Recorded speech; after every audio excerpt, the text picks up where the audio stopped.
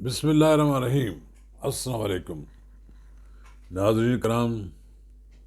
ملکی سیاست اب بھی عمران خان کے گرد گھومتی ہے۔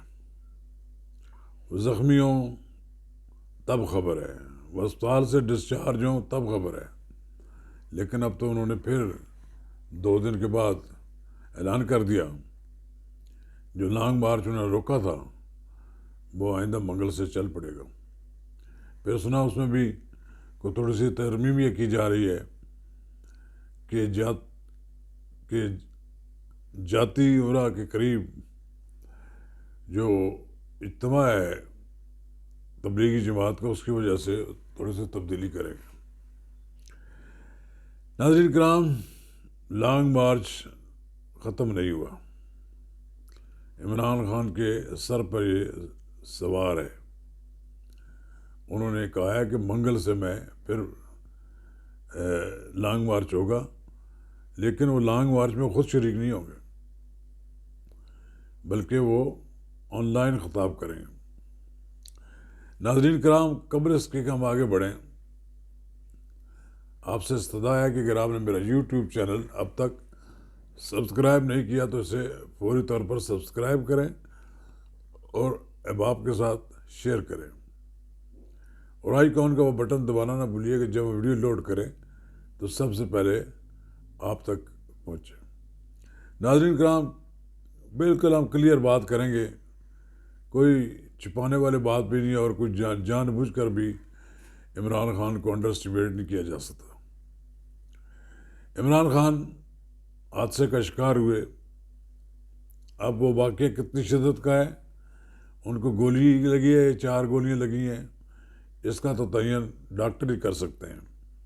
فی الحال ان کے اپنے اسپتال کی رپورٹ میں تو یہی کہا گیا ہے، اور یہ کہا گیا ہے کہ عمران خان صاحب کے لیے چلنا مشکل ہے، لیکن انہوں نے دیکھا کہ کہیں تحریک بالکل ہی ٹھوس نہ ہو جائے، انہوں نے لانگ مارچ کو کہا کہ رواں دواں ہو جائے، لیکن ان کے بغیر جلوس وہ نہیں ہوگا، کوئی جو مرضی کر لیں، لوگوں میں کشش جو ہے وہ صرف عمران خان میں ہے۔ تو انہوں نے یہ کہا ہے کہ روزانہ وہ آن لائن خطاب کریں گے۔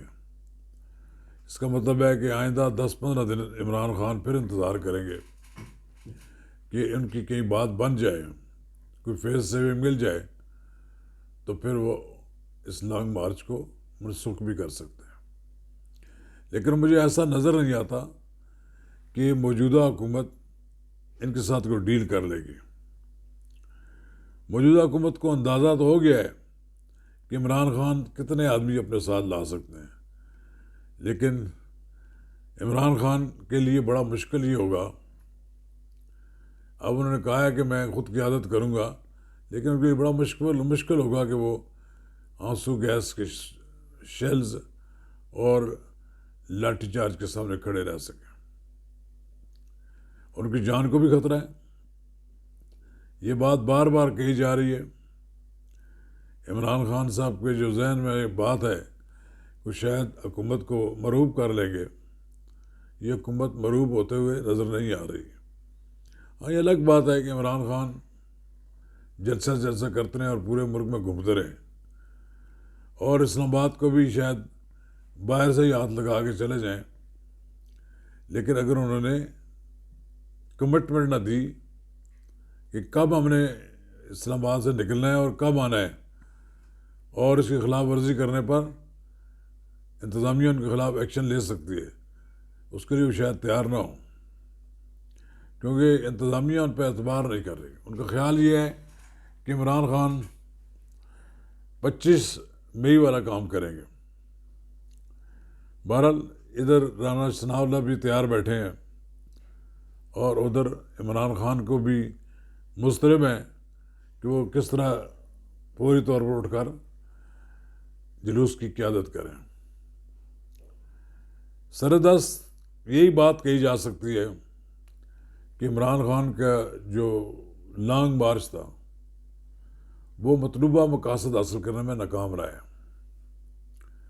نہ تو حکومت کو ڈیٹ دینے کے لیے تیار ہے، نہ ہی کوئی اس دباؤ کے سامنے کوئی بلیک میل ہونے کے لیے تیار ہے عمران خان کے ساتھ جو کچھ بھی ہوا اس کی تحقیقات کرانے کے لیے سپریم کورٹ کا فل کورٹ تحقیقاتی کمیشن بنانے کی استدعا کر دی ہے،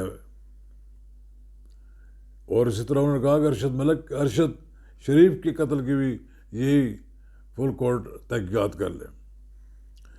لیکن اصل خرابی یہاں پیدا ہوئی ہے کہ عمران خان نے کہ کارکنوں نے لاہور اور پشاور میں کور کمانڈرز کے گھروں پر جو حملہ کیا اس پر فوج کی طرف سے شدید رد عمل آیا، ناقابل معافی حد تک رد عمل ہے، اور وہ اس طرح اب یہ جو انہوں نے کام کیا ہے یہ پاکستان کی ہسٹری میں پہلی بار ہوا ہے، اور صبر و تحمل کا مظاہرہ کیا گیا فوج کی طرف سے۔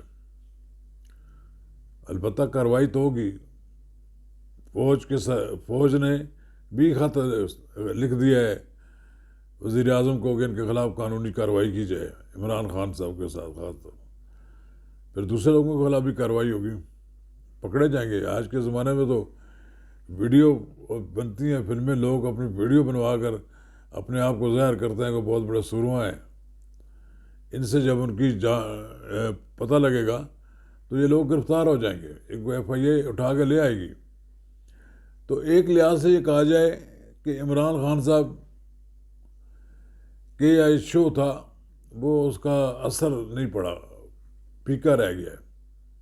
اب عمران خان صاحب اس میں پھر ایک بار رنگ ڈالنا چاہتے ہیں تو ممکن نہیں ہے۔ لوگوں کو پتہ لگ گیا کہ 4-5 لاشیں تو ابھی تک آپ دے چکے ہیں، اگر مزید کوئی پھر واقعہ پیش آ گیا پھر اس کا ذمہ دار کون ہوگا؟ فیض آباد پہنچنے تک تو پنجاب کی گورنمنٹ ذمہ دار ہے ان کی حفاظت کر رہی ہے، اور وہ کر بھی رہی ہے۔ اگر پھر بھی کوئی واقعہ پیش آ جاتا ہے تو یہ بات بالکل کلیئر ہو جائے گی کہ عمران خان کی جان خطرے میں ہے۔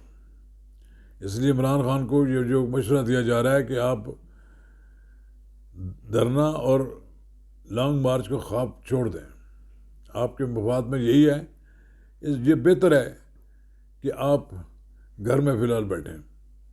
لیکن عمران خان نے کہا تھا وہ تو 10 ماہ تک جلسے کریں گے، انہیں کون روک سکتا ہے؟ ان کی اپنی پارٹی کے لوگ جو وہاں ملانے والے لوگ ہیں وہ حکومت کو اور فوج کو تو گالیاں دے سکتے ہیں لیکن اپنے لیڈر کو نہیں سمجھا سکتے۔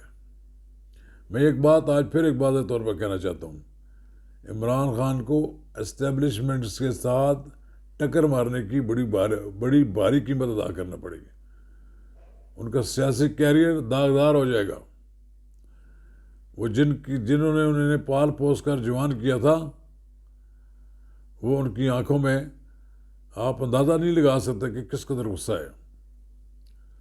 یہ پاکستان کا پہلا لیڈر ہے جس نے اپنے کارکنوں کو کور کمانڈرز کے گھروں کے باہر مظاہرہ کرنے کے لیے بھیج دیا۔ یہ کہاں کی شرافت ہے؟ اور بالآخر عمران خان صاحب آپ کے دن گنے جا چکے ہیں، اور مجھے نہیں لگتا کہ آپ پولیٹیکل سروائیو کر جائیں۔ اگر یہی طرز عمل رہا تو آپ کو سیاسی لحاظ سے آپ کا جو وجود ہے وہ سیاسی لحاظ سے آپ کا وجود ختم ہو جائے گا، اور آپ کی پارٹی کا شیرازہ بکھر جائے گا، اور آپ کی پارٹی کے لوگ نئی پارٹیاں تلاش کرتے پھرتے نظر آئیں گے۔ شکریہ۔